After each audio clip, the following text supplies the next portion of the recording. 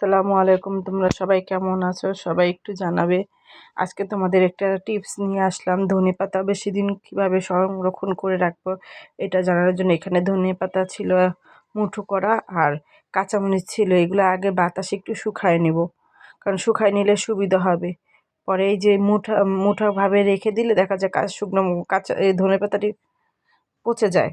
এটার জন্য ধনেপাতাটি কেটে মুঠাটা খুলে একটু শুকিয়ে নিব, আর কাঁচামরিচগুলো সব বটু ফালিয়ে নেব।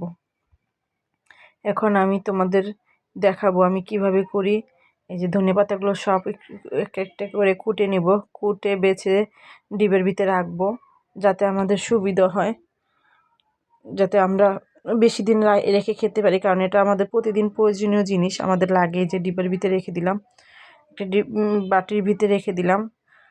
সবারই দরকার ধনেপাতা, মাছের সাথে না হলে মজাই লাগে না। আর আমাদের একটা সুবিধা, রান্নার সময় দেখা যায় আমরা অনেক জলদি থাকি, যদি কোটা থাকে তাহলে আমাদের সুবিধেই অনেক রকমের আসে, যাতে সাথে সাথে ধুয়ে আমরা কুচি করে দিয়ে দিতে পারি। আর এই কাঁচামরিচগুলো সব বুটো ফালিয়ে বক্সে করে নিয়ে নিব। আজকে আমার কাঁচামরিচ বেশি ছিল না, খাওয়া শেষ হয়ে গেছে। এটার জন্য আমি বেশিরভাগ মাছের তরকারি চেষ্টা করি কাঁচামরিচ দিয়ে রান্না করার, কারণ আমি মরিচের গুঁড়াটা বেশি একটা খাই না। এটার জন্য এই যে সবগুলো ডিবায় ভরে রেখে দিলাম।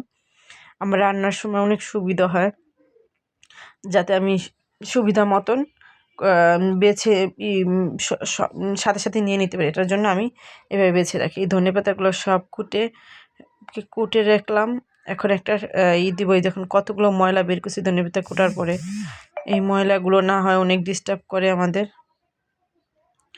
এখন আমি একটা টিস্যু দিয়ে ঢেকে রাখবো, কারণ অনেক সময় ঠান্ডায় পানি পড়ে। এই টিস্যুটা দিয়ে রাখলে কি হয়, ঘামে যে পানিটা পড়ে এই পানিটা নষ্ট হয় না। হয়ে গেল আমার ধনেপাতা বক্স। আর এখানে এখন আমি দেখাবো তোমাদের একটা আপেলের সালাদ কীভাবে করবে। দেখো, এখানে লেবু, কাঁচামরিচ, একটা আপেল আর বিট লবণ নিয়ে নিয়েছি। এখন আপেলটা ধুয়ে নিয়ে এসেছি, এখন টুকরা করব। ছোট ছোট টুকরা করে কেটে নিব আপেলটা। এভাবে আপেলটা তোমরা চাইলে করে খেতে পারো, অনেক মজা হয়। সালাডটা অনেক দারুণ লাগে, আমি ঘরে করেছি, একদম মজাদার। অত সবাই বেশি খায় না, এটার জন্য তোমার ভাইয়ারে করে দিছি একটা আপেল। আমি কি একটু করে দিই, দেখে খাও এরকম করে টেস্ট কীরকম হয়। নিজে থেকেই করে দিলাম আপেলের সালাডটা। আমি এর আগেও খেয়েছি, কিন্তু তারপর আজকে একটু ঘরে ট্রাই করলাম। এই যে একটা কাঁচামরিচ কুচি করে নিলাম স্বাদের জন্য, হালকা ঝালের জন্য। সব কিছু একসাথে মিক্স করে ওই যে লেবুটাও দিব আপেলের সালাদের জন্য। তোমরা একটু ঘরে ট্রাই করে দেখবা কেমন হবে, একটু জানাবে। যদি আমার ভিডিও ভালো লেগে থাকে অবশ্যই লাইক দিয়ে দিবে। যারা এখন পর্যন্ত আমাকে সাবস্ক্রাইব করনি, এখনও করা হয়নি, তারা প্লিজ সাবস্ক্রাইব দিয়ে। একটু করে চিনি দিয়েছি টেস্টের জন্য, আর এই যে বিট লবণ দিয়ে দিলাম, আর এই লেবুটা চিপড়িয়ে দিয়ে দিব। অসাধারণ, একদম ভালো একটা টেস্ট আসবে। এটা তোমরা অন্য ফল দিয়েও করে খেতে পারো, কিন্তু আপেলেরটা আমার কাছে অনেক মজা লাগছে। আমার ঘরে আরও ফল ছিল, কিন্তু আমি করিনি, শুধু আপেলটা দিয়েই করলাম। আমি দেখি এটা দিয়ে করে কীরকম লাগে।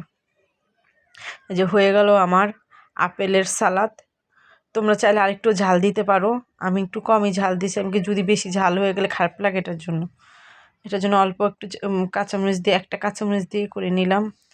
তোমরা যে যেখান থেকে আমার ভিডিওটা দেখছো প্লিজ একটা লাইক দিয়ে দিবে, একটু শেয়ার করে দিব। অবশ্যই তোমাদের কাছেও আমার অনেক অনেক অনুরোধ, আমার ভিডিওটা যদি ভালো লেগে থাকে পাশে থাকবে। অবশ্যই তুমি আমাদের পাশে থাকবে, আমরাও তোমাদের পাশে থাকবো একদম। আর এই যে সালাডটা রেডি। এরপরে তোমার ভাই আবার সন্ধ্যার নাস্তা নিয়ে আসছে সব বাইরে থেকে। এই যে সালাদ, মুরগি ভাজা, পারাটা, এগুলো সব নিয়ে আসছে। পারাটাগুলো আমি ঘরে বানিয়ে ফেলছিলাম, কারণ বাইরের পাড়াটা আমার কাছে ভালো লাগে না, আমি খাই না। আমি ঘরের পাড়াটা ভাজি। আর তোমার ভাইকে বলছি যে কাবাব তাহলে যেহেতু আনবা যা নিয়ে এসো, আমি ঘরে করে রাখবো পাড়াটাগুলো বানিয়ে। যে এখন আমাদের সন্ধ্যার নাস্তাও রেডি হয়ে গেল, এগুলো খেয়ে নেব। আর যে যেখান থেকে আমার ভিডিওটা দেখছো অবশ্যই তোমাদের অনেক অনেক ধন্যবাদ। আর আজকে এ পর্যন্তই। সবাইকে আল্লাহ হাফেজ, সবাইকে আসসালামু আলাইকুম। তোমরা সবাই ভালো থাকবে।